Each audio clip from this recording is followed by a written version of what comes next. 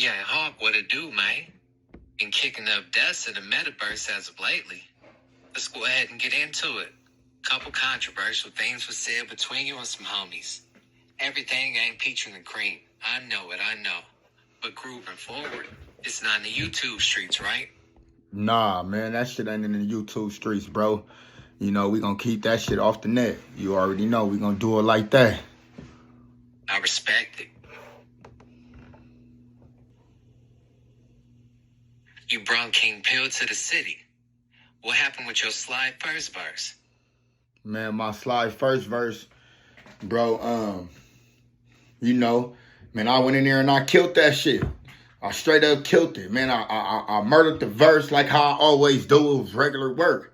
You know what I mean? Nothing changed with that, man. You give me a task, I'm gonna complete it, bro. So, you know, I went in there, laid the slide first verse down. You know, we did our thing. We came out on top with that, you know, and whatever came in effect that, you know, made people want to stick their feet in it and try to interrupt it or try to block it, you know, they did that, you know, but them was just the ways of a hater. Let's talk about the behind the scenes process and what that looked like. Did you sing your verse in? Was y'all recording together? And why was your verse pulled? Who pulled the plug on that? Yeah, man, we did the verse, man. I laid my verse.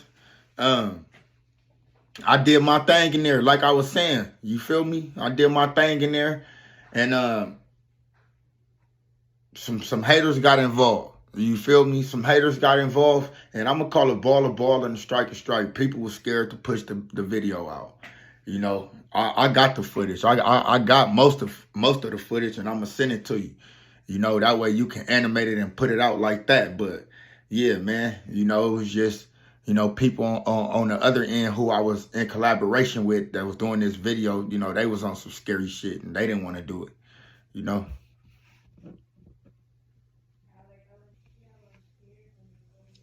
Okay. So that's how that all went down. I was wondering how your verse went. Did you have the hardest one on there, or what? Of course, man. You know, I had the hardest verse on there, man. Everybody came how they came. G Uno verse was hard. King Pill verse was hard, but of course, you know, I'ma always feel I had the hardest verse, man. I'ma always feel like ain't nobody with me bar for bar. Ain't nobody with me, bro. Verse for verse, hook for hook. Ain't nobody messing with me, bro. So, of course, you know, I go in there and I does what I does. Let's talk about some of these squabbles, man. You be popping it like you Mike Tyson and Mayweather. Nah, for real.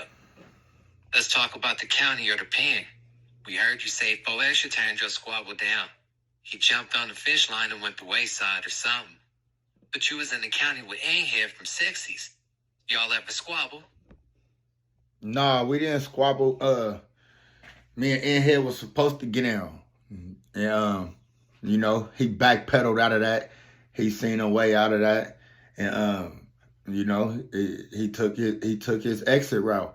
But me and the homies that was in the cell, you know, we let the boy get his way out of that. You know, me and the homie Groove Mac and shit like that, Lil Groove Mac, Bay Groove Mac, we let that nigga get up out. We let him get a way out. We don't prey on a weak, you know, and at that point in time, we seen him as a weak individual that just talk a lot and that just got size on him for nothing. But you know, on Hoover, we rock different.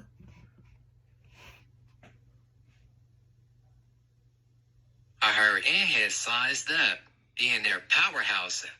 You heard of him losing any squabbles, though? Nah, I ain't heard about him losing no squabbles, but I ain't heard about him winning none either. I ain't heard about him having none.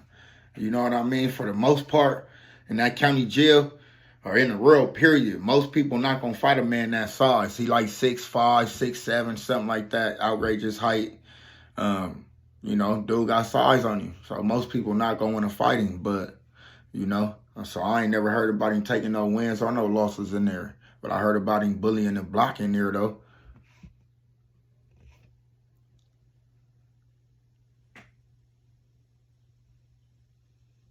Out of all your squabbles, you could throw the halls in there too if you want. From the streets to the county to the pen. Who gave you your hardest fade? My hardest fade was Infant Coop from 60’s, man. You and Fo Leaf ever hit the same door? Yeah, that's my boy. Me and Leaf did time together.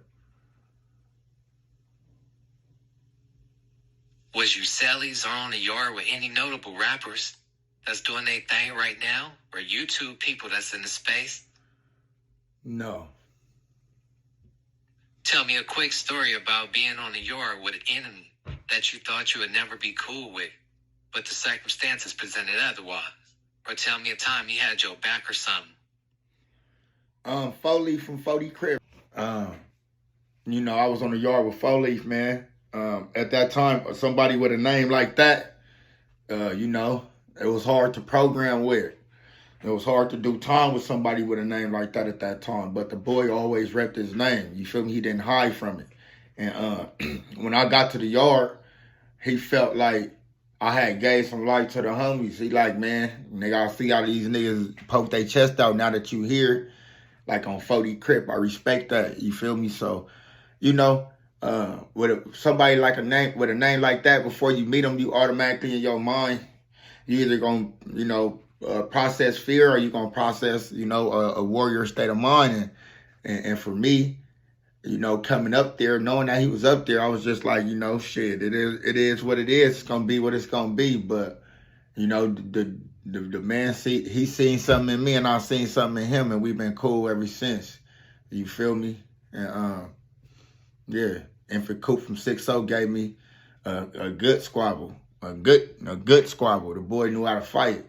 It's the only person in that county jail I ever really went the distance with, that had a squabble. Nigga, like, ain't nobody else been able to go the distance with me, for real.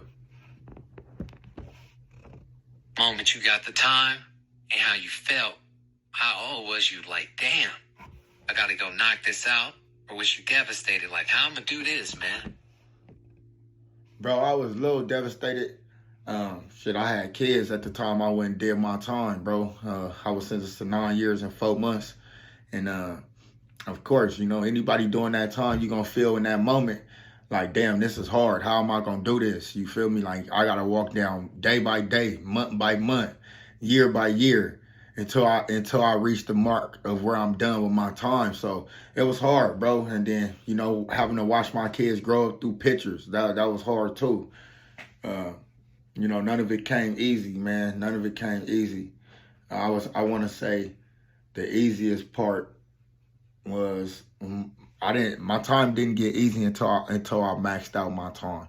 And that's when I started worrying about shit, because I knew I couldn't catch no more time. I knew that whatever happened inside of prison, you know, I won't be doing no more extra time for it as long as I don't catch a new case. So that's when my time started getting easy. But, you know, the whole uphill mission, man, you know, to walk off that time, it was hard. All of it was.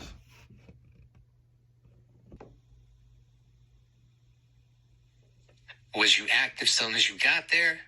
Or how did it go? Did you hit the shoe? What was the longest term you did in there? Yeah, I'm active on any yard I hit, any platform I hit. I don't give a f. Any street I hit. I don't care, nigga. Any block I hit. I'm really living a certain type of way, nigga. My activity run through and through. Yeah, so I'm always activated, man. Getting off the bus or getting off the whatever, getting off the train, like getting to that yard. It's always activated. That county jail is always activated. So you feel me? When my feet hit there, when the bottom of my soles hit there, you know, it's activated and I'm turned up, nigga. I'm getting it in. You feel me? You know, it's just regular little shit. It's regular little shit, you know? Political street views? No fake news.